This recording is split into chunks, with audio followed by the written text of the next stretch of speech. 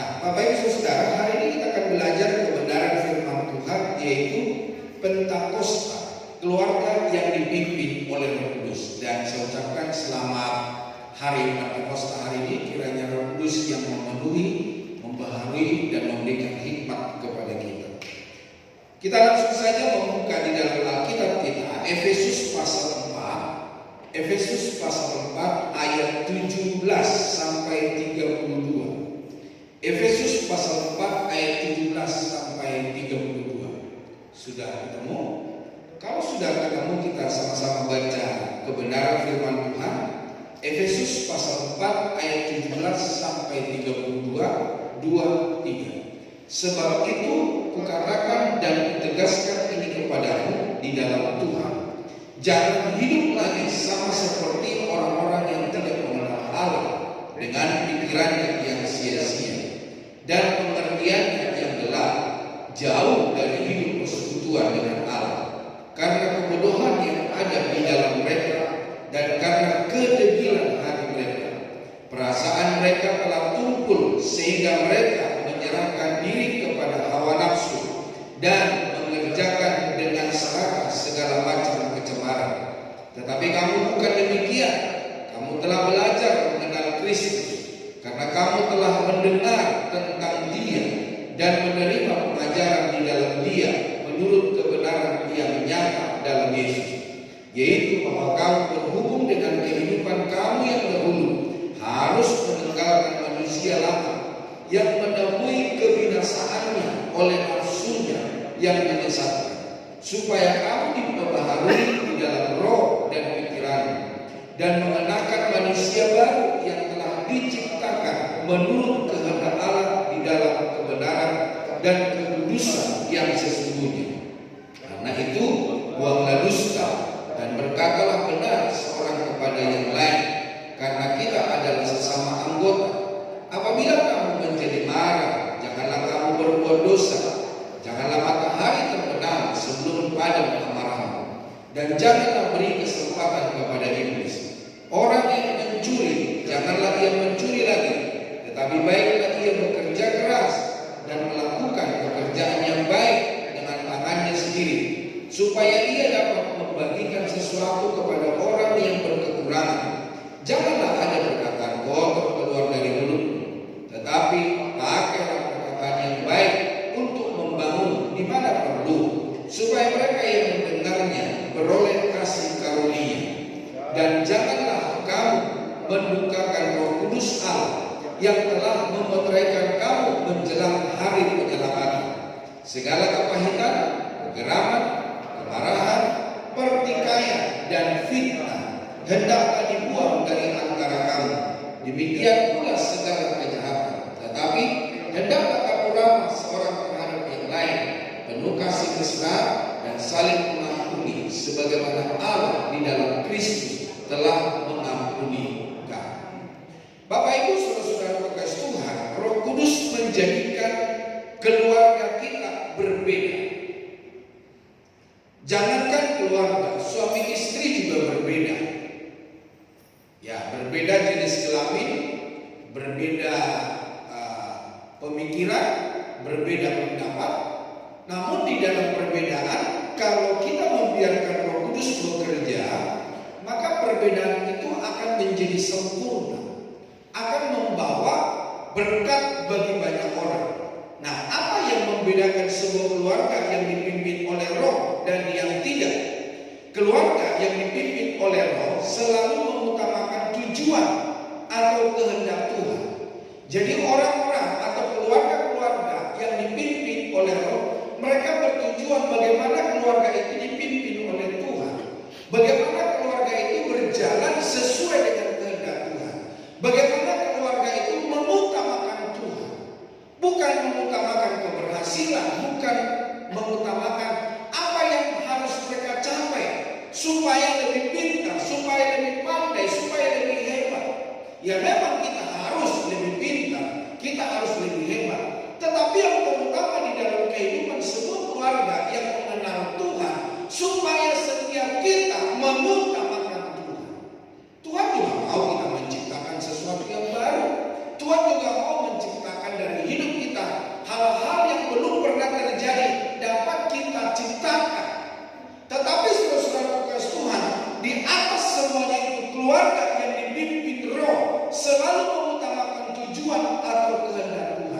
kebenaran firman Tuhan, bergantung kepada Roh Kudus. Nah, gerakan kehidupan mereka selalu berorientasi kepada tujuan Tuhan. Apa yang menjadi tujuan Tuhan di dalam hidup sebagai orang percaya? Saya tidak tahu bagaimana hidup kita hari ini, bagaimana masa muda kita, masa depan kita. Apakah yang menjadi tujuan hidup kita? Apakah kita mengutamakan Tuhan, menyenangkan hati Tuhan, atau kita mau mencari sesuatu yang ada di dalam dunia ini? Bapak Ibu Saudara, firman Allah berkata, jika kamu mencari semua apa yang ada di dalam dunia ini serta isinya, buat apa itu buat kamu kalau hidupmu tidak masuk dalam kerajaan surga? Engkau tidak memiliki kekekalan di dalam hidup. Jadi Bapak Ibu Saudara terkasih Tuhan, alangkah pentingnya di dalam hidup kita supaya kita mengutamakan Kristus. Bilang dulu kepada diri sendiri, mengutamakan Kristus. Jadi pastikan Bapak Saudara, setiap kita anak-anak Tuhan yang telah dipenuhi oleh kuasa Roh Kudus supaya kita mengutamakan Tuhan di dalam hidup kita. Nah, dalam keadaan ini yang dibutuhkan adalah kuasa untuk membebaskan secara utuh. Sebagaimana di dalam Kisah Rasul pasal 3 ayat 1 sampai 8, yaitu menunjukkan bahwa Petrus tidak membebaskan orang lumpuh tersebut hanya sementara, yakni memberi emas dan perak, tetapi dia membebaskannya secara utuh, yakni menyembuhkannya dari lumpuh. Suatu yang sangat dibutuhkannya ketimbang emas dan perak. Emas dan perak akan bisa habis. Emas dan perak akan bisa cepat berlalu. Emas dan perak tidak bisa utuh selamanya. Tetapi kalau orang lumpuh itu sembuh, maka dia akan dapat mencari emas. Maka dia akan dapat mencari uang. Maka dia akan dapat mencari masa depannya yang terbaik. Namun Petrus tidak memberikan emas dan perak terhadap orang lumpuh itu. Namun dia memberikan sebuah kebutuhan yang sangat orang lumpuh itu butuhkan, adalah kesembuhan. Jadi Bapak Ibu Saudara terkasih Tuhan, biarlah hari ini kita sembuh dari penyakit kita. Penyakit bukan hanya secara jasmani yang kita alami, tetapi penyakit yang aras-arasan, yang tidak sungguh-sungguh, yang tidak mau mencari Tuhan. Penyakit yang mementingkan diri sendiri, penyakit yang tidak mementingkan Tuhan, yang tidak memuliakan Tuhan, yang tidak mengutamakan Tuhan, mengutamakan pekerjaan, mengutamakan bisnis, mengutamakan apa yang aku dan aku dan aku dan aku, saudara. Namun Tuhan mau supaya kita mengutamakan Dia di dalam segala perkara dalam hidup kita. Keluarga yang hidup sesuai dengan kehendak Allah, di mana setiap anggota keluarga saling mencintai. Bagaimana dengan keluarga kita antara suami istri? Apakah kita saling mencintai? Orang tua dan anak, anak dan orang tua, apakah kita saling mencintai? Apakah kita saling bermusuhan? Apakah kita saling mendukung dan bekerja sama untuk memuliakan Tuhan? Kehidupan mereka menjadi berkat bagi sesama dan mencerminkan kasih, sukacita, damai sejahtera, kesabaran, kemurahan, kebaikan, kesetiaan, kelemah lembutan, dan penguasaan diri. Jadi ada sesuatu berkat yang bisa dipandang oleh orang lain, yang bisa dinikmati oleh orang lain.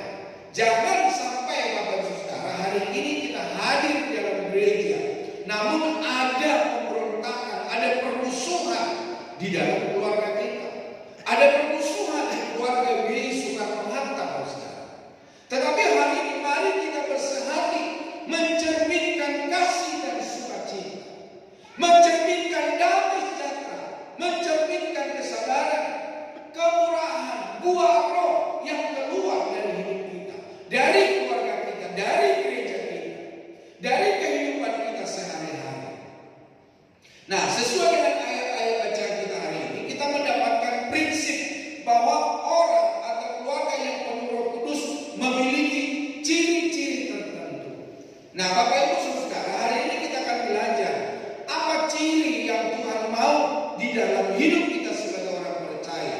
Yang pertama, mengerti kehendak Allah. Bilang dulu, mengerti kehendak Allah. Roh Kudus menyadarkan kita akan pentingnya memahami kehendak Allah. Tentu juga bagaimana cara kita mengetahuinya. Setelah mengerti atau kekuatan untuk hidup di dalam kehendaknya tersebut. Jadi hari ini mari kita mengerti kehendak Allah. Apa yang menjadi kehendak Allah di dalam hidup kita? Orang yang berusaha memahami dan mengikuti rencana atau kehendak Allah dalam hidupnya, mereka melakukan ini melalui berbagai cara seperti berdoa. Sudahkah kita berdoa tiap hari dalam hidup kita? Halo? Apa doa-doa yang kita panjatkan adalah doa-doa tidak khusus tanpa perangko? Terima kasih Tuhan, aku tidur malam dan aku bangun pagi. Amin. Adakah doa-doa itu yang kita panjatkan, Bapak Saudara? Adakah Bapak Ibu berdoa buat suami, buat istri, buat anak-anak, buat pekerjaan Tuhan, buat orang-orang di sekitar Bapak Saudara? Apakah Bapak Ibu menyebutkan nama mereka supaya mereka ditolong oleh Tuhan, supaya mereka berhasil? Apakah Bapak Ibu berdoa buat bangsa dan negara? Atau jangan-jangan Bapak Ibu tidak berdoa hari ini? Jangan-jangan engkau tadi pagi tidak berdoa? Atau hanya Bapak Ibu Saudara berdoa hanya doa makan? Itu pun kalau ingat. Atau kalau sudah bakso atau makanan masuk di mulutnya, lupa berdoa, dikeluarin terus dia berdoa lagi. Atau seperti teman-teman saya di Jakarta, ketika mereka lupa berdoa, atau mereka mau berdoa karena mereka makan di restoran atau di warteg, mereka pura-pura jatuhkan garpu, mereka jatuhkan sendok, dan mereka pura-pura ngambil sendok dan garpu, dan mereka di situ berdoa. Saudara. Bapak Ibu Saudara, seperti yang pernah saya saksikan, seorang pemilik restoran makanan di kota Jakarta itu melihat anak-anak Tuhan masuk di dalam restoran itu, dan dia meneliti siapa yang lagi makan saat itu. Nah, satu gerombolan datang makan, Saudara. Dan si pemilik warung ini melihat keadaan mereka. Dan setelah mereka makan, mau bayar, dan si pemilik makan itu berkata begini, apakah kalian semua orang Kristen? Oh, dengan tegas mereka berkata, oh iya betul, kami orang Kristen. Bapak nggak lihat kami mau Alkitab? Saya tidak percaya Anda orang Kristen. Biarpun Anda ada 8 orang, 10 orang di sini hari ini, yang saya tahu hanya 1 orang Kristen di antara kalian. Yang lain protes, saudara. Kenapa Bapak bicara seperti itu? Kenapa Bapak ngomong seperti itu? Kenapa menilai kami seperti itu? Kami baru pulang dari gereja. Coba Bapak tanya di antara kami semua, siapa yang tidak Kristen? Kami Kristen. Si pemilik warung berkata, enggak, kalian tidak semua Kristen, hanya 1 orang Kristen. Bapak Ibu Saudara, si orang-orang Kristen yang nyebut dirinya Kristen, mereka ngotot berkata bahwa mereka Kristen. Si pemilik warung berkata, hanya 1 orang di antara kalian seorang Kristen. Ternyata Bapak Saudara, si pemilik warung berkata begini, kalau kamu berkata kamu seorang Kristen, adakah kamu jadi berdoa ketika kamu mau makan? Siapa di antara kalian yang berdoa sebelum makan? Ternyata Bapak Saudara, ada 8 orang, 9 orang dari mereka itu malu karena mereka tidak berdoa. Bapak Ibu Saudara, baik di rumah, baik di pekerjaan, dimanapun kita berada, mari kita berdoa. Bilang dulu kita tanya, mari kita berdoa. Jangan berdosa, Saudara. Berdoa sama berdosa hanya ditambah huruf 1 di tengah-tengah. Berdoa, berdosa, hanya tambah S saja, Saudara. Jadi Bapak Saudara, biarlah hari ini saya lihat wajah-wajah Bapak Ibu Saudara bukan wajah yang malu karena tidak berdoa, tetapi Bapak Ibu adalah jemaat-jemaat yang suka berdoa. Kok ada yang bilang amin? Ketahuan gimana? Setelah berdoa, membaca dan merenungkan firman. Di gereja ini kita ada kumpulan-kumpulan orang yang membaca kita. Seberapa banyak di antara kita baca kita? Hanya 1 orang, hanya 2 orang. Yang lain bangun pagi atau siang hari Bapak Ibu mau ngapain? Tidur malam mau ngapain? Jangan seperti yang saya lihat di sosial media berkata begini, kamu Muslim atau Kristen? Oh, saya Kristen. Ayat benar kamu Kristen. Coba kamu sebut salah satu firman Tuhan. Apa ya? Dia gangguan kepala. Oke lah, kalau kamu Kristen, coba kamu berdoa, doa Bapa kami. Ayo, siapa yang tahu doa Bapa kami? Jangan sampai Bapak Ibu salah-salah, Ustaz. Bapa kami dalam surga, dimuliakanlah namamu. Tidak ada di sini dimuliakanlah namamu, dikuduskanlah namamu. Dan orang itu berkata, kamu bukan seorang Kristen. Doa Bapak kami aja kamu nggak tahu. Umur Bapak sekarang berapa? 40. Lah 40 tahun doa Bapak kami nggak tahu. Bapak Ibu saudara pakai sunnah. Bagaimana kita berdoa? Bagaimana kita membaca Alkitab dan merenungkan firman Tuhan? Bagaimana kita berusaha hidup sesuai dengan nilai-nilai yang diajarkan firman Tuhan? Doa Bapak kami saja tidak tahu, Ustaz. Bapak Ibu saudara pakai sunnah. Keluarga yang dipenuhi oleh Roh Kudus adalah keluarga yang mengutamakan Tuhan di dalam hidupnya. Jadi Bapak Ibu saudara, kalau kita berkata adalah seorang Kristen, orang-orang yang telah ditebus oleh Tuhan, orang-orang yang telah dipenuhi oleh kuasa Roh Kudus, tentu Bapak Ibu saudara di dalam segala perkara kita harus berdoa. Yang kedua, membaca Alkitab, merenungkan firman itu siang dan malam. Wanita-wanita yang membaca Alkitab sudah berkali-kali mereka, kami pria-pria terlambat karena wanita 3 pasal dalam sehari, betul ya.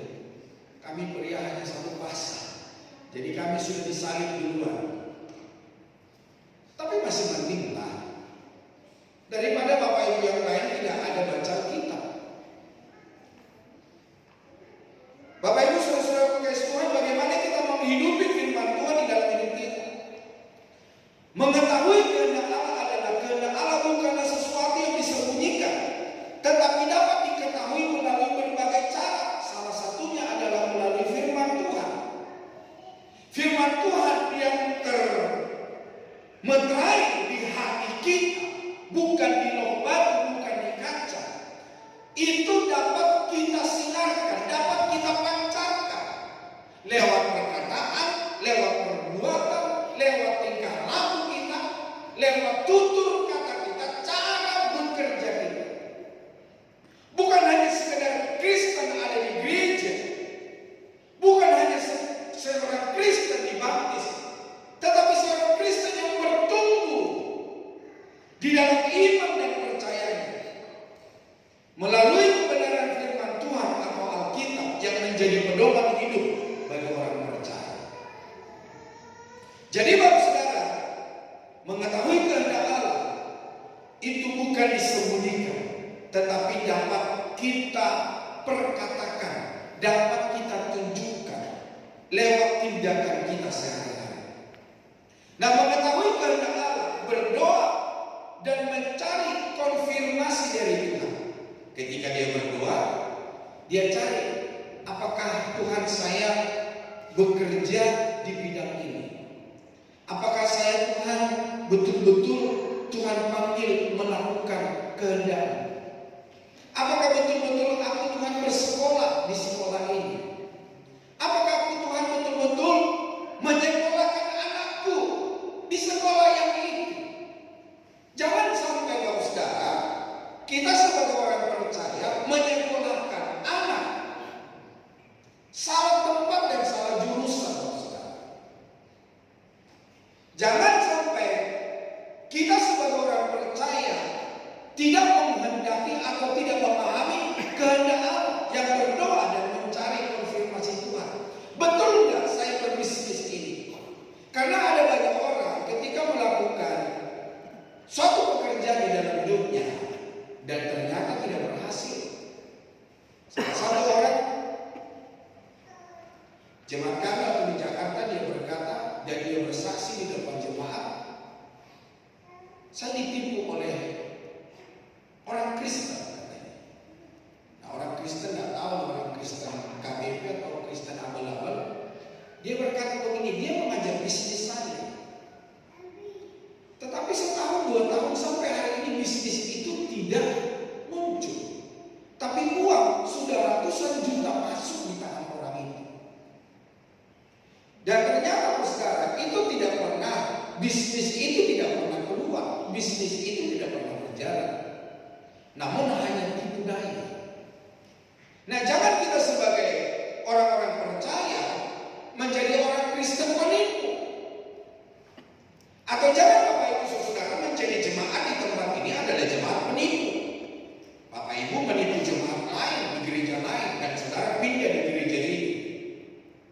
Menjadi seorang penipu, menjadi seorang pendusta, menjadi seorang yang akal-akalan.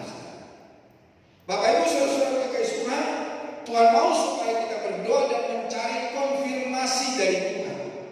Berdoa adalah cara untuk berkomunikasi dengan Tuhan dan mencari bimbingannya.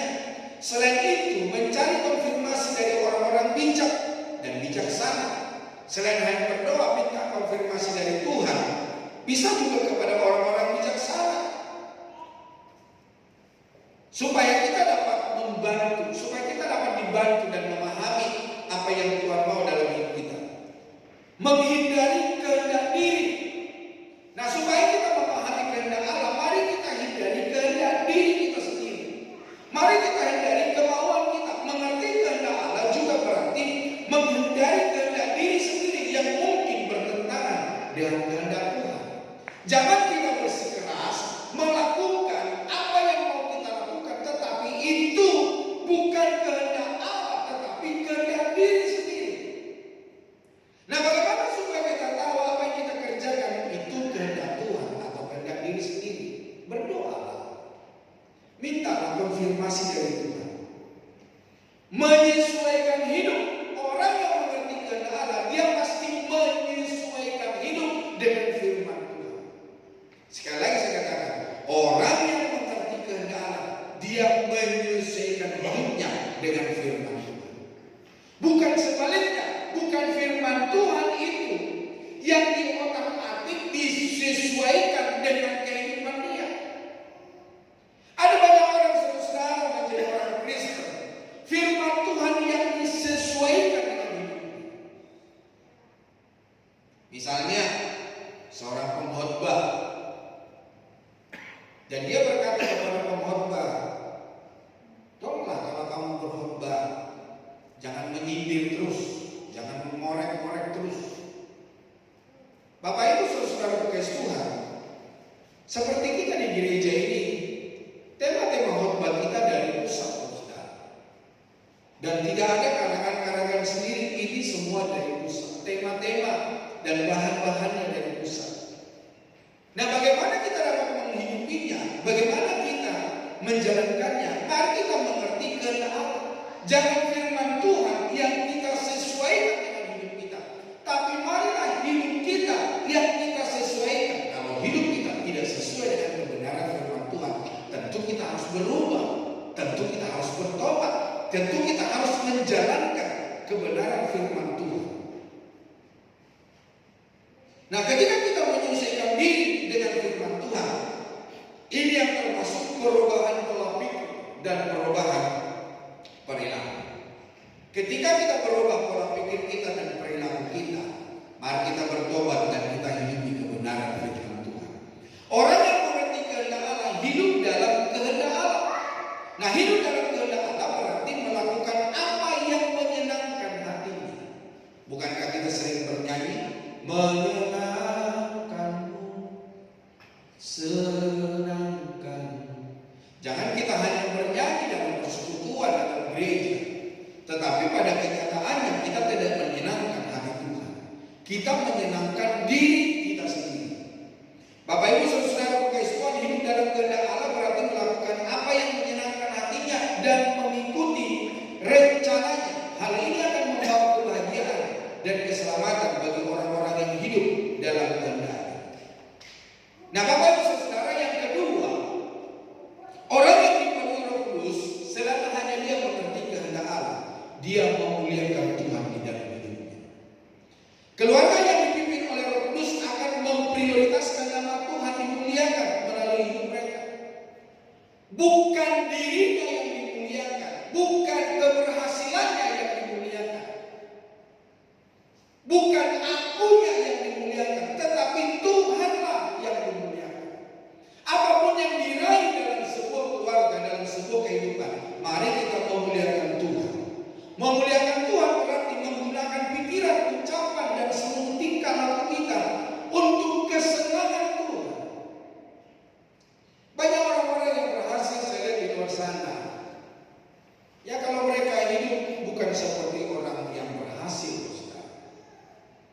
Mereka hidupnya biasa-biasa saja. Kalau orang bilang mereka itu low profile. Tetapi ketika kita memasuki rumahnya, ketika kita memasuki pekerjaannya, dia pun merendah hati, saudara. Jadi Bapak Ibu Saudara, pada hari ini kita memuliakan Tuhan. Memuliakan Tuhan berarti memberikan hormat dan pengakuan yang layak kepadanya, mengagumi sifat-sifatnya, dan hidup sesuai dengan kehendaknya. Ini mencakup mengakuinya sebagai Tuhan yang Maha Esa, sebagai pencipta dan sebagai sumber kehidupan kita. Memuliakan Tuhan tidak berarti membuatnya lebih mulia, karena kemuliaannya sudah sempurna. Jadi mari kita memuliakan Tuhan. Yang artinya kalau kita berhasil menempuh setiap apa yang kita tempuh di dalam hidup ini, kita bisa berkata begini, semua oleh karena kemuliaan Tuhan, semua oleh karena kebaikan Tuhan, semua oleh karena anugerah Tuhan. Jangan seperti kata-kata orang-orang yang saya tahu di luar sana, mereka berkata, kamu tahu, kalau bukan saya, Anda bisa di jalan gereja. Kalau bukan saya yang nyumbang, mana bisa? Kalau bukan saya, mana bisa kami berhasil? Mana bisa kami makan? Mana bisa menyekolahkan anak? Bapak Ibu Saudara kasih Tuhan, biarlah segala kemuliaan hanya bagi Tuhan kita Yesus Kristus, karena Dia yang layak ditinggikan dan Dia memuliakan. Memahami kehendak Allah selain hanya memahami kehendak Allah, memuliakan Tuhan. Di dalam memuliakan Tuhan beribadah dan menyembah. Di dalam Roma pasal 12 ayat 2 ada yang apa? Persembahkanlah seluruh hidupmu kepada Tuhan sebagai persembahan yang hidup dan yang berkenan, yang kudus dan berkenan kepadanya, karena itu adalah ibadahmu yang sejati. Jadi Tuhan mau penyembahan kita, peribadatan kita, bukan hanya kita sekedar ada di gereja, tetapi saudara, ada sebuah persembahan yang kita persembahkan, yaitu hidup kita yang berkenan. Jangan kita di dalam gereja seperti malaikat, namun keluar pintu gereja semua meleset, tidak sesuai harapan netizen, tidak sesuai harapan orang tua, anak-anak, suami, tidak sesuai harapan istri. Tapi hari ini saudara, sekalipun ada gesekan di dalam rumah tangga kita, keluarga kita, persahabatan kita, tapi mari kita memuliakan Tuhan. Hidup sesuai dengan kehendaknya, ini berarti menaati perintahnya, menolak dosa, dan berusaha untuk menjadi pribadi yang lebih baik. Memahami kehendak Tuhan, berbuat baik kepada sesama, menolong orang lain dan melakukan kebaikan. Itu adalah cara menunjukkan cinta kasihnya. Memuliakan Tuhan bisa juga berucap syukur.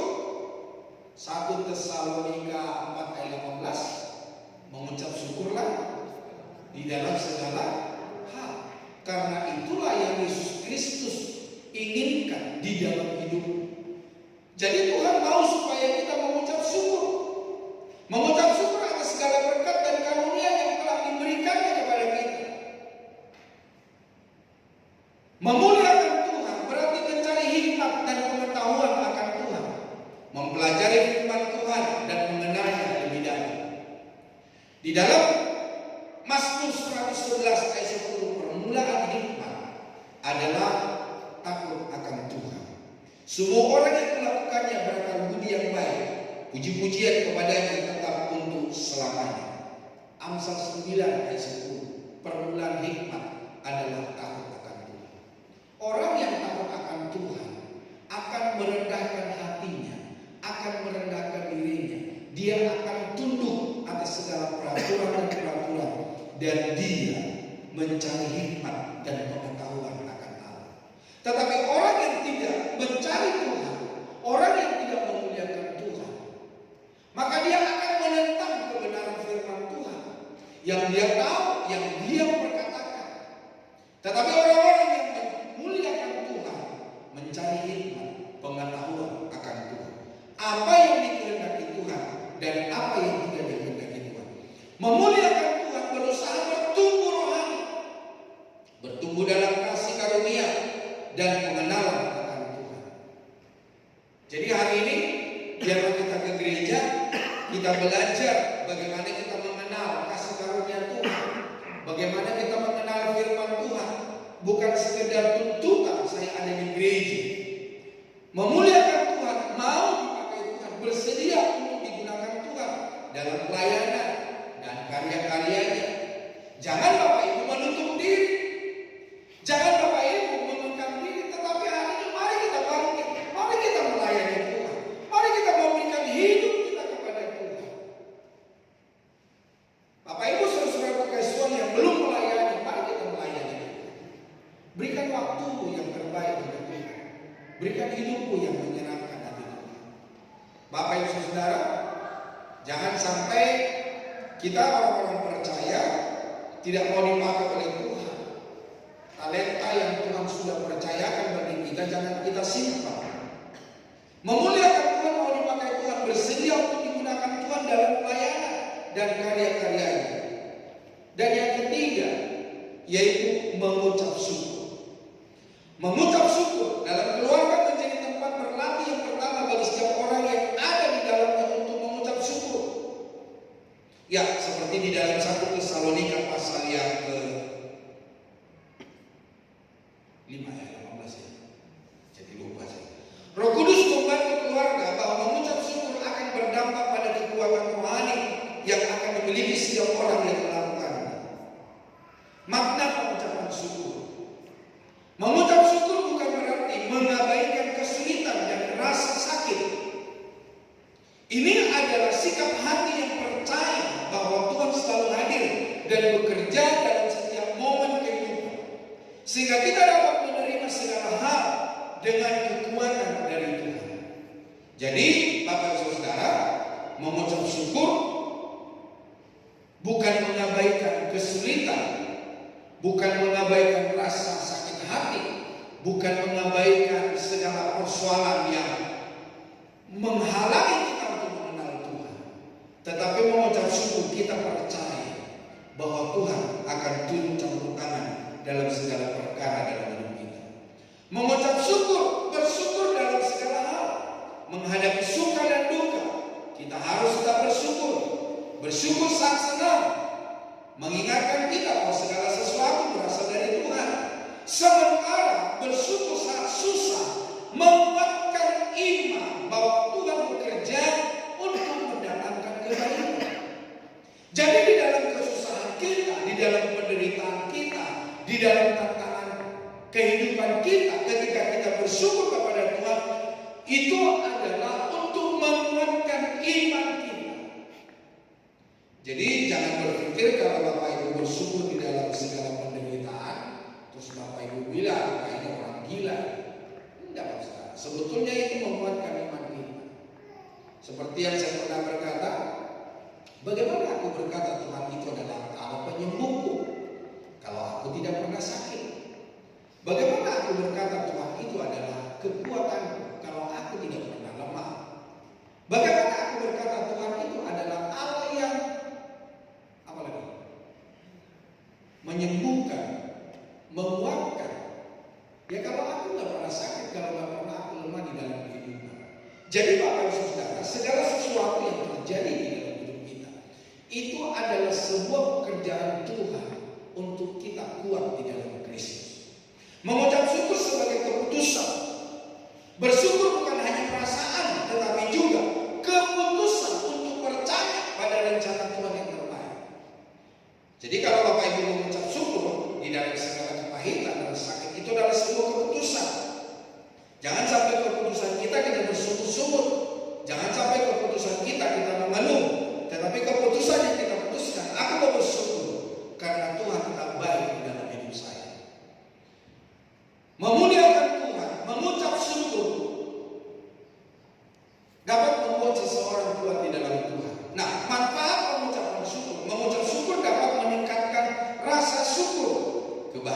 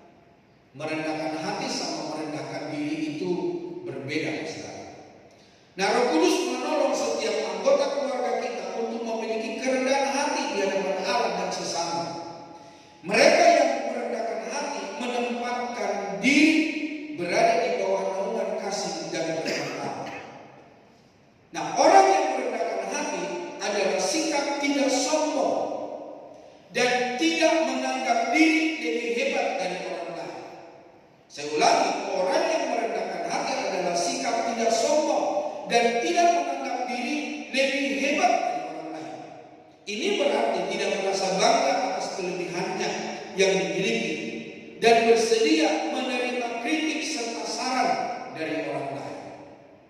Jadi Bapak Ibu Saudara, mari kita sebagai keluarga-keluarga yang ada di dalam Kristus supaya kita merendahkan hati. Nah, sedangkan merendahkan diri dalam konteks umum berarti menyadari keterbatasan diri dan tidak menyombongkan diri. Ini juga bisa berarti meremehkan atau merendahkan diri sendiri, baik secara verbal maupun tindakan. Namun dalam konteks tertentu seperti dalam agama, merendahkan diri bisa juga berarti mengalah dan menyerahkan diri kepada Tuhan. Jadi Bapak Ibu Saudara, merendahkan diri yaitu menyerahkan diri, mengalah dan hidup di dalam kebenaran firman Tuhan. Nah, merendahkan hati mengakui kesalahan, tidak gengsi untuk mengakui kesalahan dan meminta maaf. Ada orang-orang yang tidak bisa minta maaf di dalam hidupnya. Pokoknya dia selalu benar. Dia selalu perlu dipuji, dia bukan. Bapak Ibu Saudara, kalau Bapak Ibu berkata adalah orang-orang yang dipenuhi kuasa Roh Kudus, maka hari ini Saudara, mari kita menerima kritik dan saran, terbuka untuk menerima masukan dari orang lain, bahkan jika itu terasa sulit. Merendahkan diri, tidak gengsi untuk mengakui kesalahan dan minta maaf. Merendahkan hati, menghargai orang lain, menghargai pendapat, menghargai pilihan, menghargai keputusan, menghargai kemampuan orang lain, tanpa menganggap diri lebih baik. Tidak menjudge orang, saudara. Tidak menjadikan orang nomor 3, nomor 10, saudara. Apapun pekerjaan orang lain, apapun pendapatan orang lain, mari kita hargai. Di gereja ini saya suka berkata bahwa gereja adalah bengkel. Setiap kita perlu diketok magic dari segala kesalahan, dari segala perbuatan kita. Saya tidak tahu apa yang menjadi pekerjaan di dalam hidupmu atau sesuatu yang kau kerjakan yang membuat hati Tuhan tersakiti. Tetapi Bapak Saudara, ketika kau hadir di gereja dan memberikan dirimu kepada Tuhan, di situ engkau dibentuk, di situ engkau diperbaiki dan sesuai dengan rencana dan kehendak. Merendahkan hati, berbicara dengan sopan, menggunakan bahasa yang sopan dan tidak merendahkan orang lain. Ya. Menerima bantuan, tidak malu menerima bantuan dari orang lain dan mengucapkan terima kasih. Merendahkan hati, mensyukuri kelebihan yang dimiliki dan tidak merasa sombong atasnya. Kalau Bapak Ibu bisa lebih daripada orang lain, itu oleh karena kasih dan anugerah Tuhan. Jangan menjadi orang sombong, saudara. Merendahkan hati, menolong orang lain, bersedia membantu orang yang dalam kesulitan. Merendahkan hati, menjenguk orang sakit yang dikenal, baik juga yang tidak dikenal. Ketika ada orang yang minta tolong di dalam hidup kita. Nah, manfaat sikap rendah hati, jauh dari sombong, menghindari sikap sombong dan angkuh. Hati tenang dan bahagia, meningkatkan ketenangan dan kebahagiaan batin. Orang yang merendahkan hati banyak teman, menarik orang lain untuk menjalin persahabatan. Tapi orang yang meninggikan diri, orang yang selalu angkuh dalam hidupnya, setiap orang akan menjauh. Nah, kita bisa menilai apakah kita orang yang merendahkan hati atau kita meninggikan hati. Siapa teman kita? Siapa sahabat kita? Jangan sampai seperti ada pepatah berkata, kita seperti tikus mati di dalam lumbung bayi.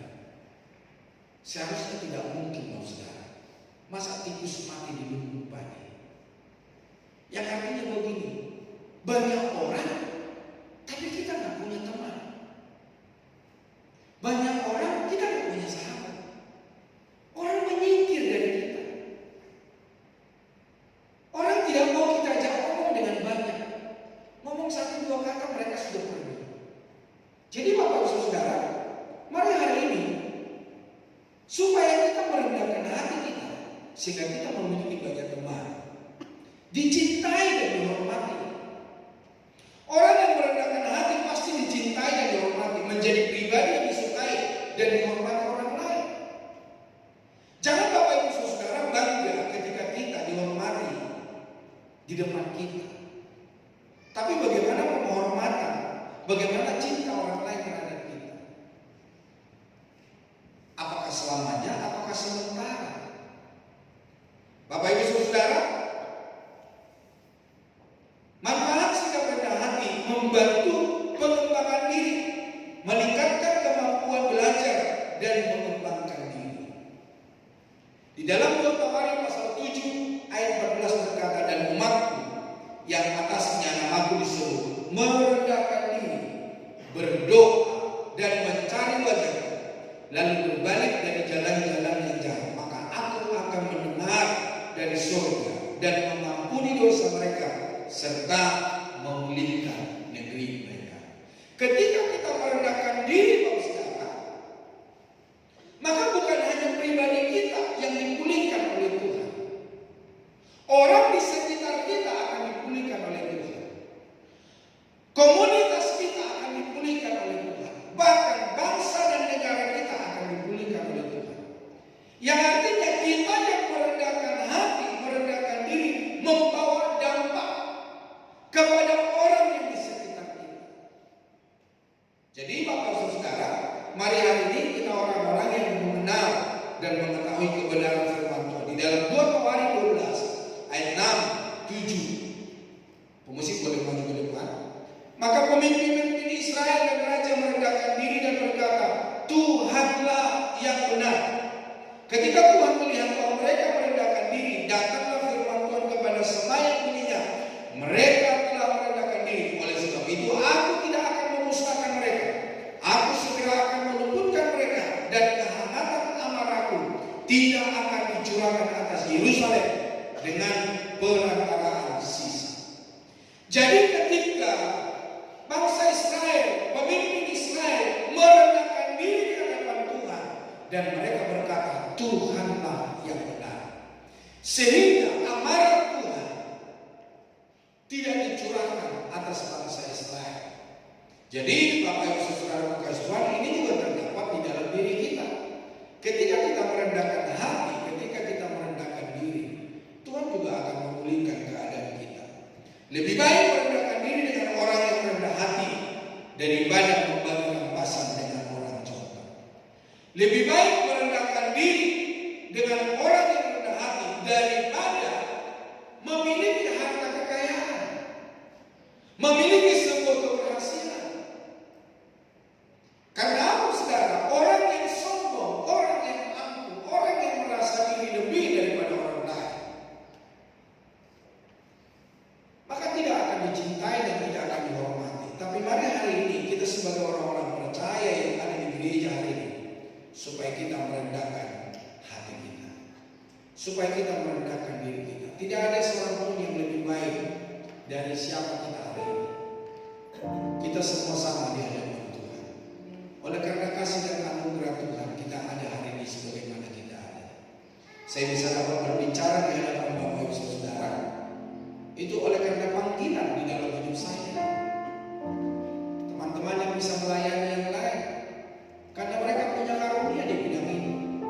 Bapak Ibu juga bisa, asal Bapak Ibu mau, asal Bapak Ibu belajar, asal Bapak Ibu mau menggodok diri untuk menghidupi kebenaran dan sesuai dengan kehendak Allah. Siapapun kita pasti menerima bagian kita yang sudah ditentukan oleh Tuhan. Kiranya Tuhan Yesus memberkati